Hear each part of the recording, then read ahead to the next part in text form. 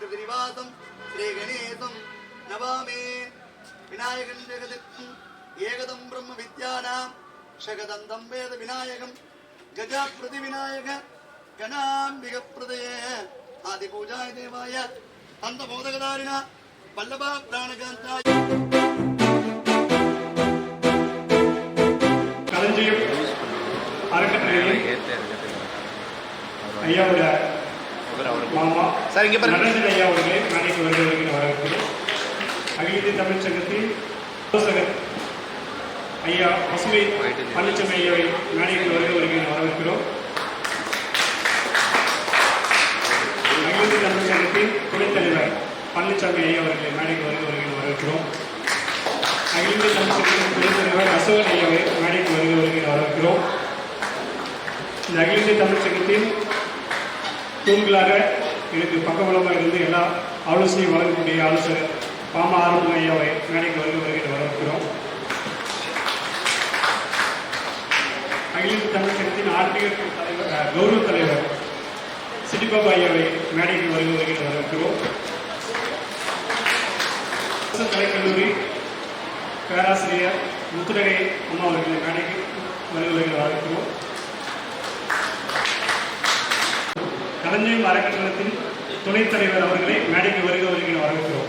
இதிலே பொறியாளர் கார்த்திக் அவர்களை மேடைக்கு வருகிறவர்கள் வரவேற்கிறோம். சிறப்பு வாய்ந்த பொங்கல் திருவிழாவிற்கு வருகை தந்துள்ள அனைவரையும் வருகிறவர்கள் வரவேற்புடன் முன்வரிசையில் வந்து அமர்ந்தால் விழாவினை சிறப்பாக நடத்துவதற்கு ஏதுவாக இருக்கும். முன்வருகை வரிசையில் இடைவெளி வந்து காரியம் இல்லாமல் பார்த்து கொண்டிருக்கிறது. ஏனென்றால் புகைப்படங்களும் வீடியோ எடுக்கக்கூடிய காரணத்தால் முன்வரிசையில் வரக்கூடிய அன்பர்கள் கேட்டுக்கொண்டிருக்கும். மகேந்திரன் அவர்களையும் எடப்பாடி துரைசாமி வெயில் போன்றவர்களையும் நான் பேசிய முன்வரிசையில் வரவேற்கிறேன். விஜயகுமார் அவர்களையும் முன்வரிசையில் வரவேற்கிறேன். கவிஞர்களும் பாட்டர்களும் பட்டிமன்றத்தில் கலந்து கொள்வர்கள் புரிந்துள்ள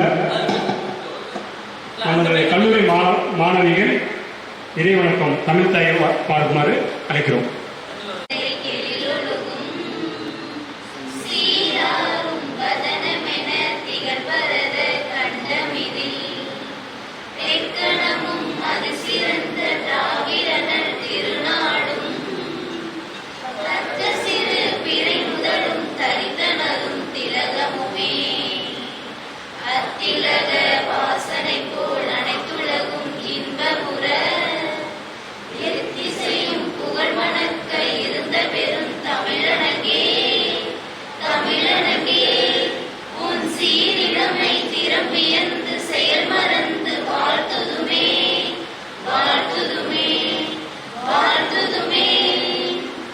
தமிழர் பாரம்பரிய கலை மற்றும் பண்பாட்டு பொங்கல் திருவிழா மற்றும் திருவள்ளுவர் தின திருநாள் விழா இன்று நடைபெறுகிறது.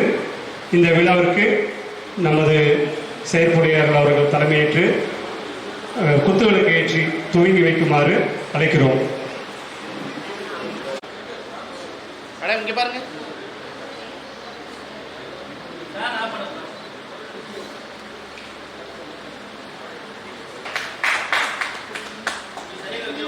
இங்க பாருங்க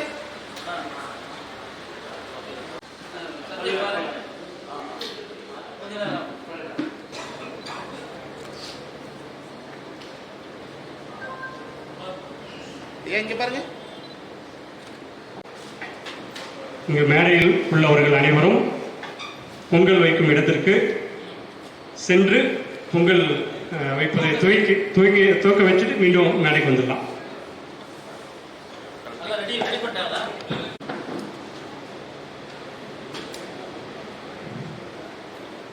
சிறப்பு வாய்ந்த இந்த பொங்கல் திருநாளை திருவள்ளுவர் தினமாக தமிழ்நாடு எங்கும் கொண்டாடி வருகின்றார்கள். உலக பொதுமறை என்று போற்றப்படுகின்ற திருக்குறள் 80க்கும் மேற்பட்ட மொழிகளிலே மொழிபெயர்க்கப்பட்ட ஒரு உன்னதமான நூல் என்று சொன்னால் மிகையில்லை. திருவள்ளுவர் தமிழ்நாட்டிலே ஒரு தமிழராக தோன்றி உலகத்துக்கு உலக மக்களுடைய வாழ்வியலுக்கு வழிகாட்டியாக விளங்குகின்ற அறநெறி கருத்துக்களை மிகவும் அழகுற அற்புதமாக அறம், பொருள், இன்பம் என்ற 3 தலைப்புகளிலே மிகவும் அற்புதமாக விளக்கியிருக்கின்றார். இந்த திருக்குறளுடைய நூலினுடைய சிறப்பை ருசி நாட்டு அறிஞர் லியோ டால்ஸ்டாய் என்பவர் படித்துவிட்டு, ஆங்கிலத்திலே படித்துவிட்டு அதை நமது தேசத்தந்தை காந்தியடிகளுக்கு கடிதம் மூலமாக தெரிவித்து நடிப்பதிலே அடிப்படையிலே குறிப்பாக இன்னா செய்தாரை ஒருத்தர் அவர் நான நன்மையும் செய்துவிடல் என்ற ஒரு தொல்பாவினுடைய கருத்தை உள்வாங்கி அதனால் ஈர்க்கப்பட்ட லியோ டால்ஸ்டாய் அவர்கள் காந்தியடிகளுக்கு சொல்ல, காந்தியடிகளும்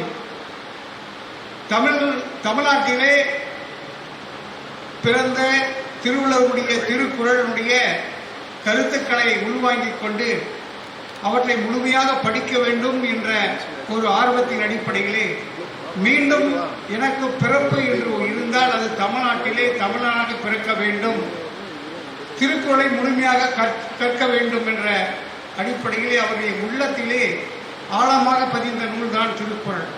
திருக்குறள் உலக பொதுமறையாக எல்லோராலும் போற்றப்படுகிறது.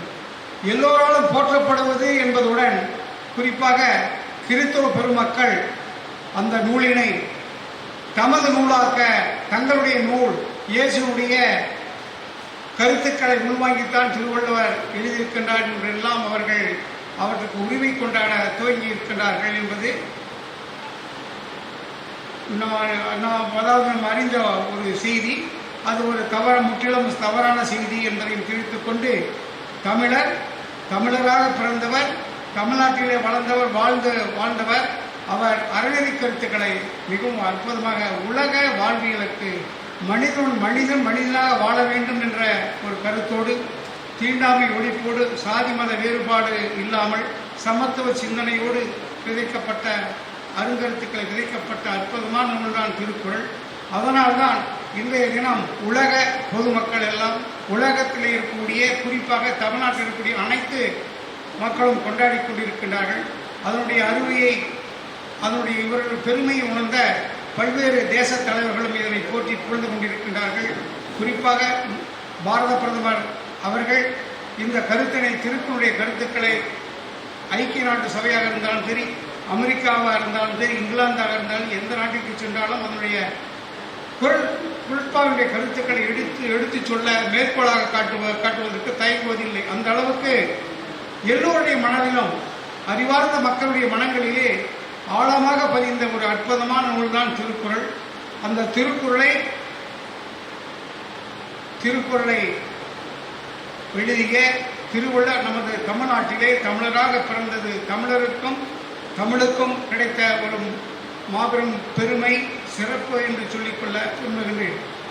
குறிப்பாக சேலத்திலே எத்தனையோ தமிழ்ச்சங்கங்கள், நான் பல்வேறு தமிழ்ச்சங்கங்களிலே தொடர்பில் இருக்கின்றேன். எல்லா தமிழ்ச்சங்கங்களிலும் முடிந்தவரை கூட்டங்களிலே பங்கேற்பேன் அல்லது ஒரு பங்கேற்பாளராக, பார்வையாளராக கூட சென்றிருக்கின்றேன். ஆனால் எந்த தமிழ்ச்சங்கத்திற்கும் இல்லாத, சேலத்தை பொறுத்து மட்டும் சொல்லுகின்றேன், எந்த தமிழ்ச்சங்கத்திற்கும் இல்லாத ஒரு சிந்தனை அகில இந்திய தமிழ்ச்சங்கத்தினுடைய நிறுவனராக இருக்கக்கூடிய அன்பர் கோவிந்தராஜ் அவர்களுக்கும் களஞ்சியம் அறக்கட்டளையுடைய நிறுவனர் பொறியாளர் பழனிசாமி அவர்களுக்கும் ஏற்பட்டிருக்கிறது சொல்லுவேன். ஏன்னால் எந்த அமைப்பும் திருவள்ளுவர் தினத்தை, ஒரு பொங்கல் தினத்தை பொங்கல் வைத்து சிறப்பாக கொண்டாடுவதில்லை. நிறைய இன்றைய காலை நிகழ்ச்சியிலே கூட 3 நிகழ்ச்சிகளிலே நான் கலந்து கொண்டேன். என்னவென்றால் அந்த நிகழ்ச்சி சின்ன ஒரு எளிமையான நிகழ்ச்சி தான். திருவள்ளுவருக்கு மாலை அணிவித்தல். அது ஒரு காலையில் 8:30 மணிக்கு சென்றேன் என்று சொன்னால் 10:30 மணிக்குள் முடிந்து விட்டது. அதுதான் அந்த நிகழ்ச்சி. ஆனால் இன்றைய தினம் திருவள்ளுவருக்கு சிறப்பு சேர்க்க வேண்டும் என்ற ஒரு சிந்தனையின் அடிப்படையில் திருவள்ளுவருடைய கருத்துக்கள் மக்களுடைய மனங்களிலே பதிய வேண்டும் என்ற ஆர்வத்தின் அடிப்படையில், அந்த திருவள்ளுவருடைய திருக்குறளுடைய தாக்கத்தின் அடிப்படையில் இப்படிப்பட்ட ஒரு சிறப்பு வாய்ந்த ஒரு விழாவினை இன்றைய நாளில் ஐயா கோவிந்தராஜ் அவர்களும் பொறியாளர் பழனிசாமி அவர்கள் ஏற்படுத்தியிருக்கின்றார்கள் சொன்னால் அவர்களுக்கு நன்றி கூற நாம் அனைவரும் கடமைப்பட்டிருக்கின்றோம் என்று தெரிவித்துக் கொண்டு, சிறப்பு வாய்ந்த இந்த கூட்டத்திற்கு வருகை தந்துள்ள அனைத்து தமிழ் நெஞ்சங்களையும் அன்புடன் வரவேற்று வாய்ப்புக்கு நன்றி கூறி விடைபெறுகின்ற நன்றி வணக்கம். தமிழ்ச்சங்கம் சார்பாகவும் களஞ்சியம் அறக்கட்டளையின் சார்பாகவும் தமிழ்நாட்டில் பல்வேறு நிலையிலான பதவிகளிலே நமக்கெல்லாம் தமிழ்நாட்டுக்கு சேவை செய்த பொறியாளர், தலைமை பொறியாளராக இருந்து எக்ஸிகியூட்டிவ் டைரக்டராகவும் இருந்து தமிழ்நாட்டுக்கு பெருமை சேர்த்த திரு நடேசன் ஐயா அவர்களை பணி நிறைவு அவர்களை மேடைக்கு அழைக்கின்றோம். நம்ம தமிழ் கல்லூரியுடைய பேராசிரியை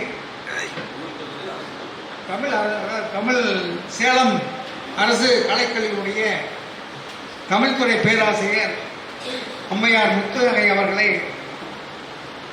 சிறப்புரையாற்றுமாறு அன்புடன் அழைக்கிறேன்.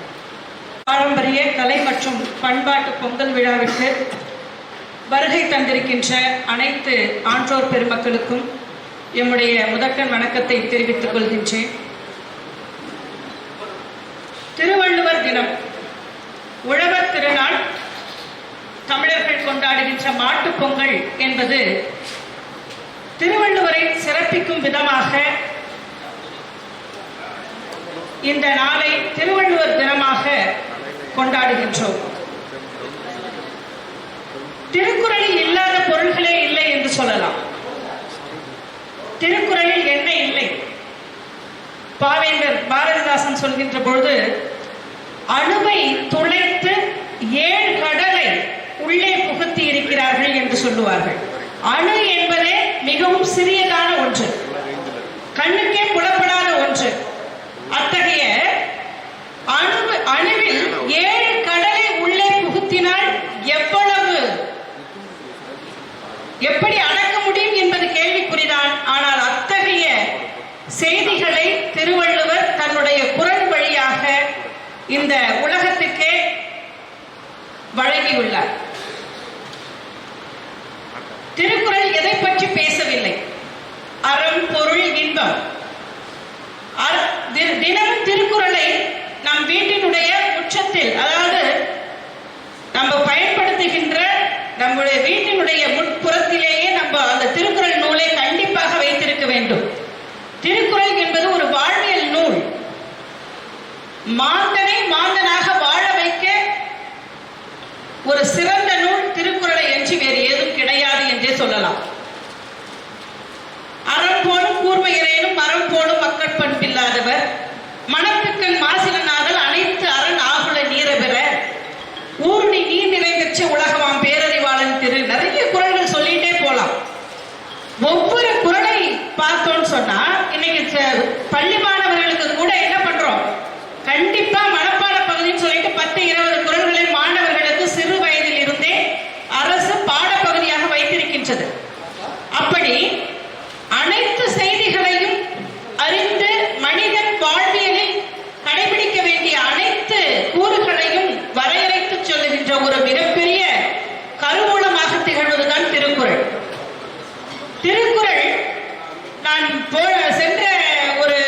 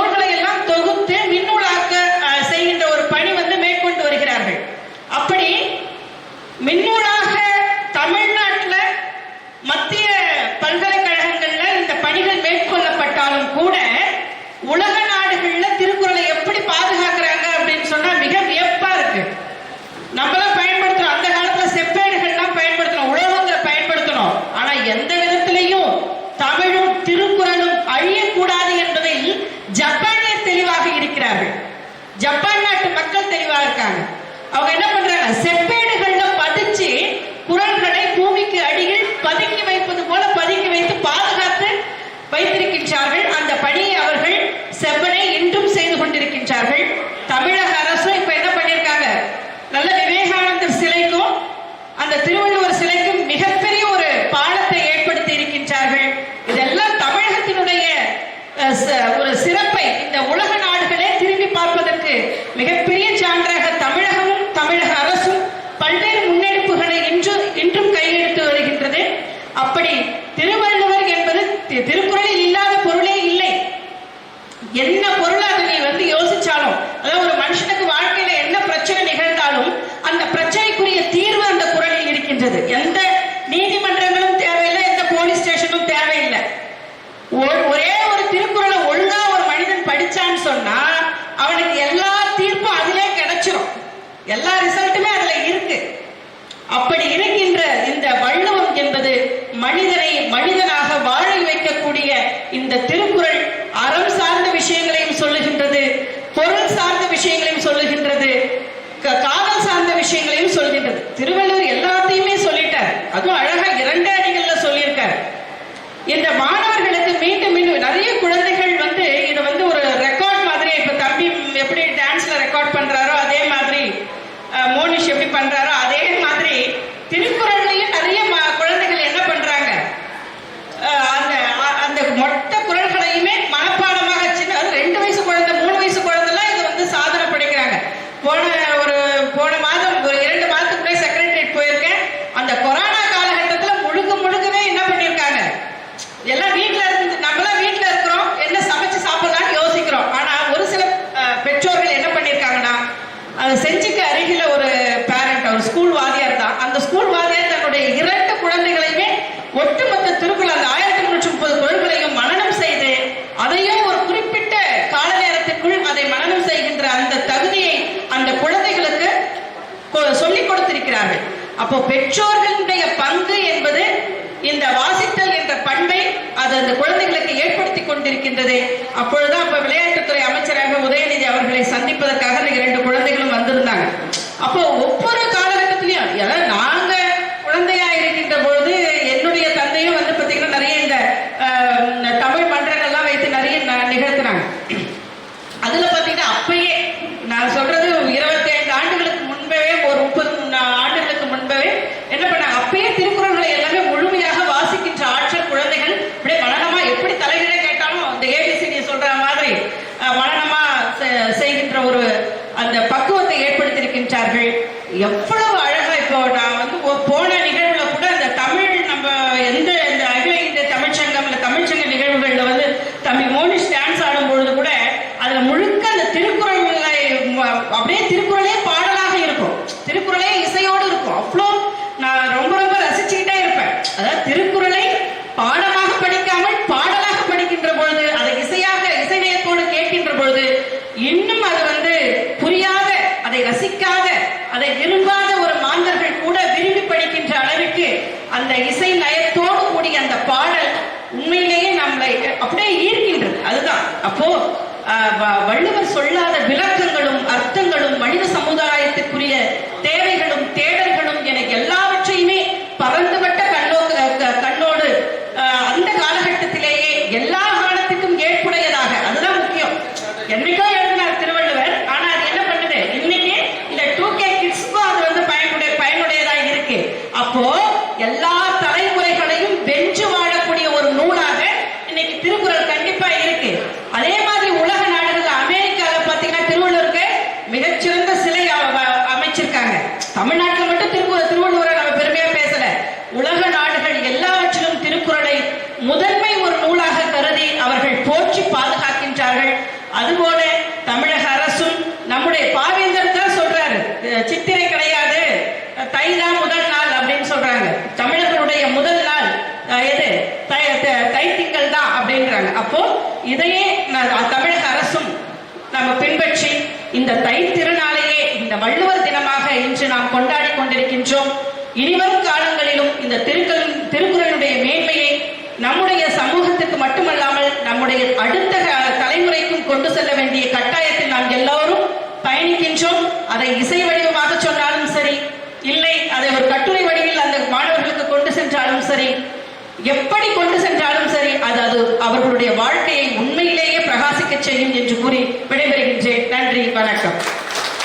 நிகழ்ச்சியை நமது துவங்கி வைத்த பிறகு பரதநாட்டியம் இங்கே ஸ்டார்ட் ஆகும். அடுத்தடுத்து நம்ம கலை நிகழ்ச்சிக்கு நம்ம போயிடுவோம். ஸோ ஓகேங்களா, பொங்கல் நிகழ்ச்சிக்கு இங்கே மேடையில் இருக்கவங்க மட்டும் நேராக அங்கே போயிட்டு அந்த பொங்கல் அடுப்பு இது பண்ணி தூங்கி வச்சுட்டு நேராக வந்துடுறோம்.